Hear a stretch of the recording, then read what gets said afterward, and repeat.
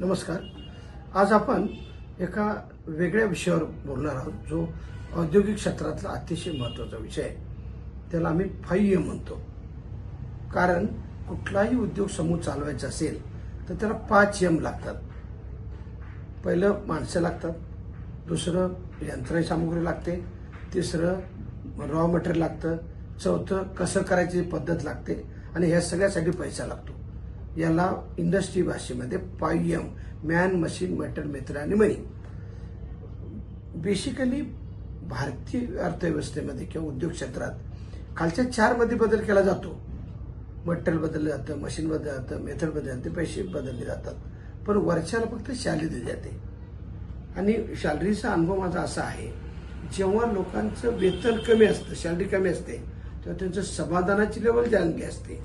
जशी सॅलरी वाढत जाते तशा गरजा वाढल्यामुळं समाधान कमी होत जातं.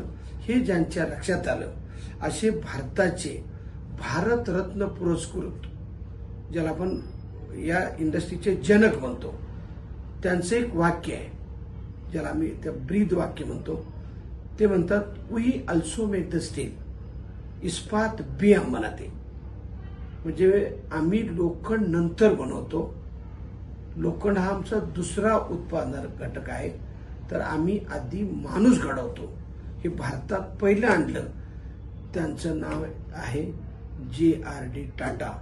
म्हणून आज जो टाटा समूह इतक्या प्रगतीपथावर आहे, त्याचं कारण आहे त्याने माणसाकडे रिसोर्स म्हणून नाही बघितलं, माणसाकडे माणूस म्हणून बघितलं.